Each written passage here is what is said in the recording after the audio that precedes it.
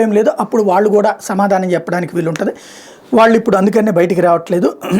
డైరెక్ట్గా మేబీ సంబరాల బాబు అన్నారంటే రాంబాబు గురించి అయి ఉండాలి, అంబటి రాంబాబు గురించి అయి ఉండాలి. లేకపోతే దళితుడిపై ఎమ్మెల్యే సోదరి దాష్టీకం అంటూ చేతబడి నెపంతో చితకబాదిన వేయడం, ఆసుపత్రి పాలైన కోడిపుంజుల కాపలాదారు, తనను భరత్ చౌదరి కొట్టారన్న వృద్ధుడు, దెందులూరులో ఘటన, దళిత సంఘాల ఆగ్రహం, ఆదివారం మారించి మాట మార్చిన చంటి అంటూ దళిత పక్షపాతి వైసీపీ అని చెప్పుకునే ఆ పార్టీ నేతలు దళితులపై విచక్షణారహితంగా దాడులకు తెగబడుతున్నారు. ఏలూరు జిల్లా దెందులూరు నియోజకవర్గం పెదవేగ మండలం రాయనపాలెంలో శనివారం జరిగిన ఘటన అగ్రవర్ణ కులాహంకారానికి ప్రతీకగా నిలుస్తోంది. దళిత సంఘాలు మండిపడుతున్నాయి.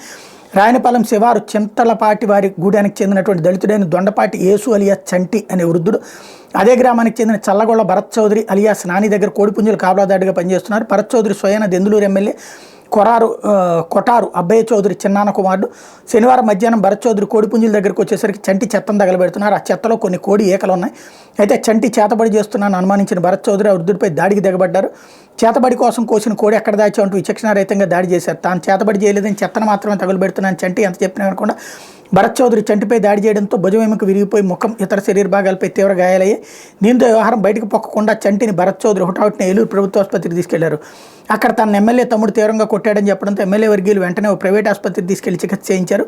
ఇంటికి తీసుకెళ్లి ఎమ్మెల్యే అంచెల పహారాలో ఉంచారని సమాచారం. కాగా దళితుడైన యేసుపై దాడికి తెగబడిన వైసీపీ ఎమ్మెల్యే సోదరుడు భరత్ చౌదరిపై అత్యత్నం కేసు నమోదు చేసి న్యాయం చేయాలని దళిత సంఘాలు డిమాండ్ చేస్తున్నాయి.